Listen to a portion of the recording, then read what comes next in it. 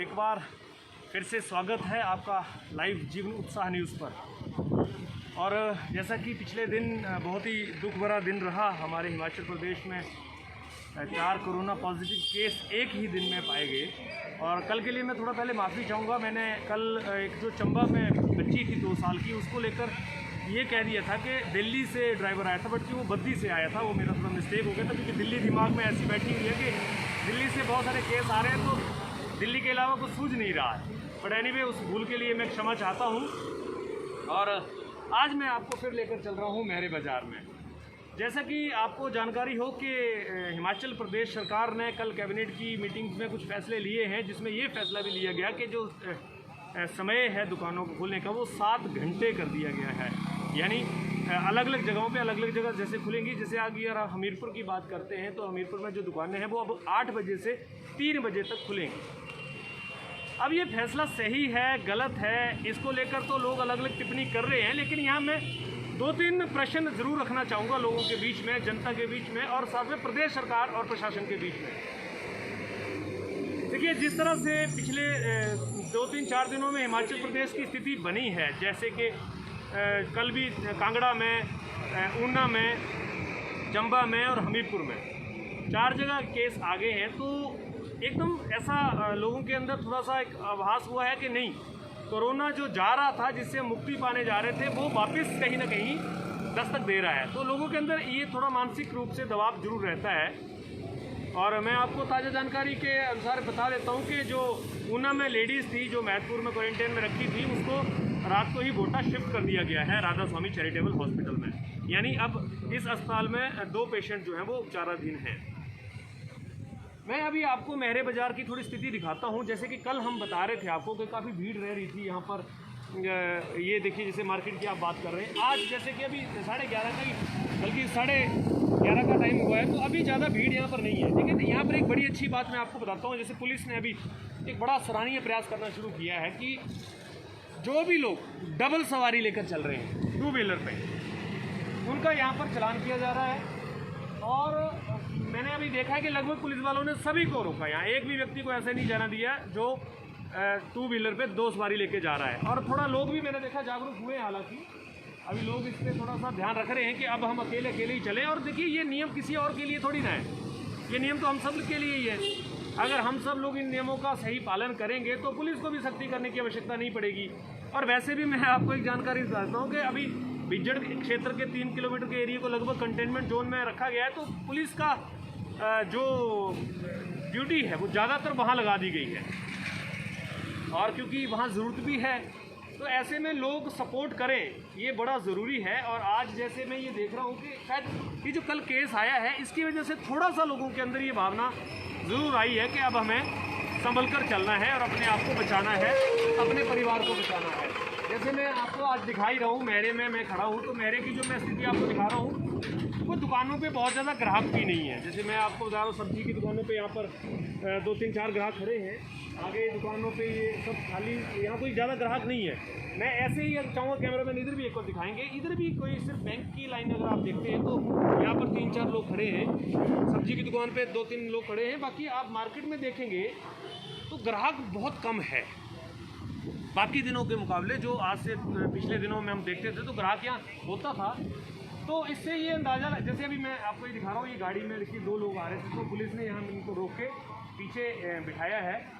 और ये देखिए, इस तरह से ये लोग, तो थोड़ा ये लोगों को जरूर ध्यान रखना पड़ेगा कि इस तरह से जो लोग जा रहे हैं, चलो कई बार मजबूरी हो सकती है, हम समझते हैं इस बात को कि किसी को अस्पताल जाने की ज़रूरत है, ये अलग अलग परिस्थितियों में हो सकता है। पर फिर भी लोगों से ये निवेदन है कि इसका थोड़ा ध्यान रखें कि एक नियम का उल्लंघन भी होता है, और फिर पुलिस की ड्यूटी लगातार एक काम के लिए लग जाती है, पर्टिकुलर लोगों को ये समझाने के लिए लग जाती है। और इतनी पुलिस यहाँ है नहीं। और अगर आगे जो परिस्थिति, जैसे कि अभी भगवान ना करे इस तरह की स्थिति आए, जो भी सैंपल्स गए हुए हैं उनमें से अगर कोई ऐसा पॉजिटिव केस आ जाता है, तो फिर ये जो छूट हमें मिली है थोड़ी बहुत, फिर ये भी ख़त्म हो जाएगी। तो अगर हम थोड़ा एहतियात बरतेंगे इन सब चीज़ों को लेकर, तो हम ये समझते हैं कि एक इस महामारी से बचने का रास्ता निकाला जा सकता है। दूसरा, प्रदेश सरकार के फैसले को लेकर यहाँ बहुत सारे लोगों ने कमेंट किया है, टिप्पणी किया है कि अभी अगर इतना जो टाइम अब ये प्रदेश सरकार ने क्या सोच के किया है, क्योंकि कारोबार भी रुके हुए हैं, इसमें कोई शक नहीं है, कारोबार भी आगे बढ़ाने हैं और क्योंकि काम धंधा नहीं होगा, पैसा नहीं आएगा तो सरकार और प्रशासन किस तरह से चलेंगे, सरकारी सैलरीज भी देनी है, बहुत सारी समस्याएं हम समझ सकते हैं ऐसी हैं। तो कुल मिला के बात ये आती है कि अब हम सब लोगों की जिम्मेवारी हम सब लोग लें कि जो नियम है उनका थोड़ा पालन सही करें। और एक जो बड़ी बात निकल कर आई है उसको लेकर कल भी जैसे हम लाइव थे, कल लगातार 2-3 बार हम आपके बीच में आए, इस बात को लेकर रखे है कि जो होम क्वारंटाइन में लोग हैं इस समय उनकी जिम्मेवारी सबसे ज़्यादा बनती है कि वह लोग नियमों का सही पालन करें। क्योंकि देखिए, अगर आप अपने घर में हैं और अपने घर में अपने परिवार से भी मिल रहे हैं और भगवान न करे आप कहीं संक्रमित हो जाते हैं तो वो खतरा आपके परिवार को तो है ही है, लेकिन आपका परिवार अगर किसी वजह से मार्केट में आता है, किसी सब्जी की दुकान पे आता है, किसी ऐसी दुकान पे आता है जहाँ पर वो सब्जी उठाता है, वो सब्जी उठा के रख देता है, दूसरी उठाता है, तीसरी उठाता है, ऐसे करके अगर वो करता है और कोई दूसरा व्यक्ति भी सब्जी को उठाता है तो वो संक्रमण ऑटोमेटिकली ट्रांसफ़र हो जाएगा। तो ऐसे में बड़ा खतरा बन सकता है।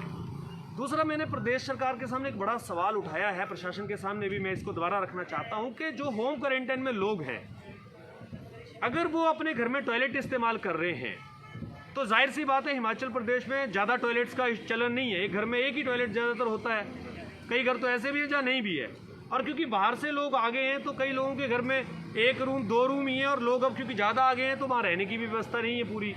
तो ऐसे में जब टॉयलेट का इस्तेमाल पूरी फैमिली मिलके कर रही है including the person who is in quarantine, तो ऐसे में आप उस संक्रमण को रोकने का क्या प्रावधान, क्या ऐसा नियम बना पाएंगे कि उसको रोक लेंगे, क्योंकि वो संभव नहीं है, क्योंकि टॉयलेट तो जाएगा कोई व्यक्ति। तो अगर संक्रमण एक दूसरे के छूने से फैल जाता है तो अगर वो व्यक्ति वहाँ जाता है तो परिवार का खतरा रहेगा। तो परिवार के लोगों को ये जरूर ध्यान रखना पड़ेगा कि वह लोग इस नियम का पालन करें, क्योंकि प्रशासन ने आपको वैसे भी कहा है कि होम क्वारंटीन में जो लोग हैं पूरी फैमिली को अगर कोई चीज़ की आवश्यकता है तो अपने वार्ड पंच को, आशा वर्कर को या प्रधान को कॉल करें, उनके घर पे वो चीज़ें मुहैया कराई जाएंगी, उपलब्ध कराई जाएंगी। उनको चाहे सब्जी की बात हो, राशन की बात हो, हर एक चीज़ उनको प्रशासन देने का प्रयास कर रहा है। और जितने भी अधिकारी आप देख रहे हैं सभी लोग दिन रात लगे हैं, मेहनत कर रहे हैं, पुलिस प्रशासन खड़ा है, स्वास्थ्य विभाग, आशा वर्कर्स, आंगनवाड़ी कार्यकर्ता, हर व्यक्ति अपने अपने तरीके से मेहनत कर रहा है कि इस संक्रमण को किस तरह से रोका जाए। और सरकार आपको एक तरफ ये छूट भी दे रही है कि थोड़ा आपके काम धंधे आगे बढ़े, उनके लिए भी आपके बारे में सोच रही है। पर जितना आप खुद सोचेंगे, जितना आप नियमों का पालन करेंगे, उतना ही ज़्यादा हमारे लिए बेहतर रहेगा। तो फिलहाल आज मैं आपको दिखा रहा हूँ मेहरे बाज़ार की तस्वीर। कोई ज़्यादा भीड़ यहाँ पर नहीं है, किसी तरह से भी यहाँ पर ऐसा आज रश नहीं दिख रहा है। तो ये बड़ी अच्छी बात, मैं एक बड़ा अच्छा एक मैसेज समझ रहा हूँ कि लोगों ने अगर इस बात को थोड़ा पॉजिटिवली लिया है कि बेवजह घर से बाहर नहीं निकलना है।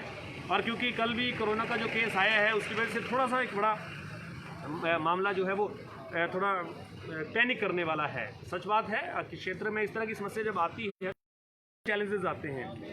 दूसरा, जो होम क्वारंटीन की हम बात कर रहे थे उसमें जो बात सामने निकल कर आई हैं, जो डुडार गांव के जो युवक हैं उनका जो पॉजिटिव केस आया है, जैसे उनके सूत्रों से हमें पता लगा कि वो बिज्जड़ बाज़ार में भी घूमे हैं और उन्होंने एक बार्बर को अपने घर में बुलाकर कटिंग भी कराई है। और बाद में ये भी सामने आया कि उसने जो बार्बर था उसने आकर बिज्जड़ बाज़ार में भी बहुत सारे लोगों के बाल काटे हैं।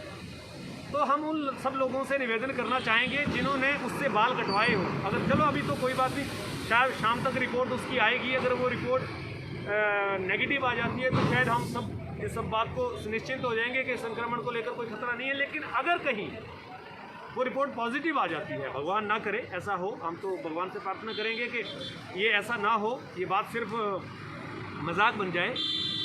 अगर कहीं ये पॉजिटिव आ गया और इस तरह से ये जो उनका लोगों का आगे कनेक्शन हुआ होगा तो ये फिर बड़ा खतरा हो सकता है। बहरहाल ये तो एक जम्पशन है, हम बाद की बात नहीं करेंगे, भविष्य की बात नहीं करेंगे। अभी वर्तमान में हम बिल्कुल समझते हैं कि यहाँ सही है, कोई किस तरह की ज़्यादा समस्या मुझे नहीं दिख रही है, क्योंकि अब मौसम भी आगे धूप वाला, सैटरडे का दिन है, वैसे भी छुट्टी का ऑफिस हैं आज ऐसा।